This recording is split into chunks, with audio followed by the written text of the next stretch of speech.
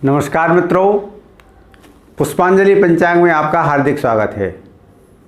आज हम दीपावली का जो 5 दिन का पर्व है उसमें जो प्रथम दिन का पर्व है धनत्रयोदशी, उसका शास्त्रीय विवरण प्रस्तुत करते हैं।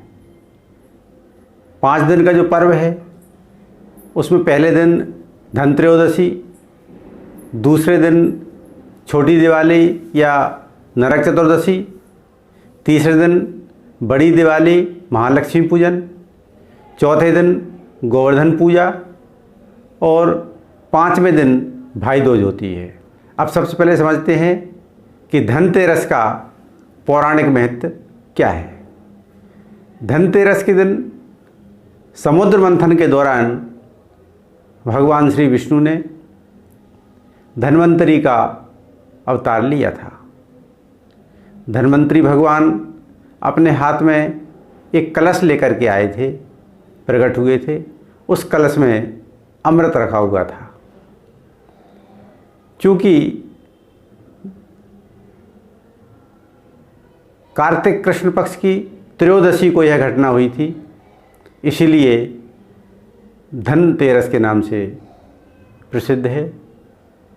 धनतेरस के दिन बर्तन, सोने का सिक्का या चांदी का सिक्का अथवा अन्य वस्तुएं खरीदने का जो महत्व है वो यह है कि इस दिन भगवान धन्वंतरी स्वयं जो कलश लेकर आए थे वह हमारे बर्तनों का प्रतीक है, और जो अमृत लेकर के आए थे वो अमृत हमारे जीवन में सुख और समृद्धि का प्रतीक है। तो आज के दिन जो भी व्यक्ति बर्तन, सिक्के या अन्य उपयोगी सामान खरीदते हैं उनके लिए सुख और समृद्धि प्राप्त होती है। उन उपभोग की जो वस्तुएं हैं उनसे सुख मिलता है, इसलिए आज वस्तुएं खरीदने का विशेष महत्व है। अब धनत्रयोदशी का जो दूसरा महत्वपूर्ण कारण है वो है संध्या काल में सूर्यास्त के बाद प्रदोष काल जो होता है, उस प्रदोष काल में कुबेर भगवान और माँ लक्ष्मी का पूजन करना, या अपना जो गुप्त स्थान है जहाँ धन रखा रहता है उस स्थान पर पूजन करना।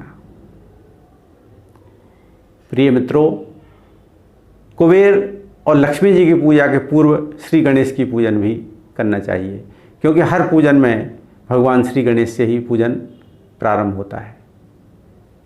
तो पूजन आपकी श्रद्धा के अनुसार पंचोपचार पूजन या षोडश उपचार पूजन जो भी आपके लिए संभव हो वो अवश्य करें, और वहाँ पर विशेष रूप से लाल कपड़ा बिछाएं। उस लाल कपड़े पर एक सांतिया लगाएं, सांतिया यानी स्वस्तिक होता है, स्वस्तिक चिन्ह लगाएं और उस पर कलश रखें, और कलश के साथ साथ में वहाँ पर चावल रखना चाहिए। कलश को चारों ओर से 4 सांतिया बना दें, यानी स्वस्तिक बना दें। इसके बाद पूजन करें। धूप, दीप, नैवेद्य इत्यादि लगा करके श्री गणेश जी, कुबेर जी और महालक्ष्मी का पूजन करें।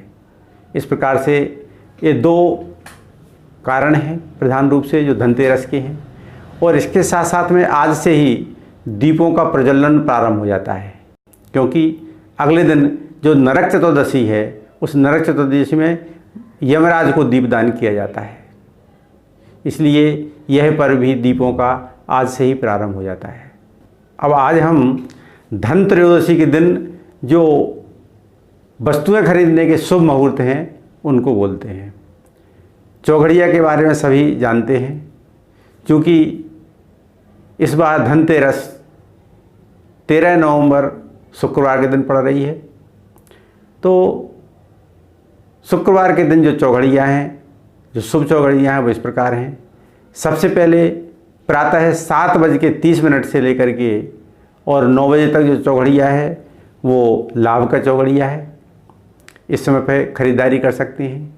इसके बाद 9 बजे से लेकर के 10:30 बजे तक शुभ का चौघड़िया है, वो भी खरीदारी के लिए अत्यंत महत्वपूर्ण है, क्योंकि ये अमृत का चौघड़िया है। इसके बाद दोपहर में 12 बजे से लेकर के और 1:30 बजे के बीच पुनः शुभ चौघड़िया है। इस चौघड़िया में चूँकि अभिजित काल भी आ जाता है, इसलिए चौघड़िया की दृष्टि से सबसे श्रेष्ठ मुहूर्त है खरीदारी करने के लिए। इसके बाद में शाम को 4:30 बजे से लेकर के और 6 बजे तक जो चौघड़िया है वो चर का चौघड़िया है। चर मतलब चलायमान वस्तु, जैसे वाहन जो होता है वो चलायमान होता है, स्थिर नहीं होता है, चलने के लिए ही होता है। इसलिए वाहन खरीदने के लिए ये चर का जो चौघड़िया है वो जो कि शाम को 4:30 बजे से 6 बजे तक है, ये सबसे शुभ है। इसके बाद अब रात्रि काल में बात करते हैं, तो रात्रि काल में 9 बजे से लेकर के 10:30 बजे तक पुनः शुभ चौघड़िया है। ये इस समय भी खरीदारी कर सकते हैं। अब ये तो बात हुई सामान्य जनमानस के लिए जो चौघड़िया के बारे में सभी जानकारी रखते हैं। अब ज्योतिषीय दृष्टि से बात करते हैं तो धनतेरस के दिन सबसे श्रेष्ठ लग्न है वो है धनु। धनु लग्न का जो समय है उसमें गुरु केंद्र में है, और जब किसी लग्न में गुरु केंद्र में होते हैं तो उस समय 1 लाख दोषों को शांत करने का क्षमता उनमें होती है, इसलिए ये लग्न सबसे श्रेष्ठ होगी। अब धनु लग्न का जो समय है वो अपने अपने स्थान पर अलग अलग होता है, अतः आप इंटरनेट पर अपने स्थान का नाम डाल करके और धनु लग्न का समय ज्ञात करने का प्रयास करें तो आपको धनु लग्न का समय मिल जाएगा। भोपाल में जो धनु लग्न का समय है वो है प्रातः 9:07 से लेकर के और दोपहर में 11:12 तक है।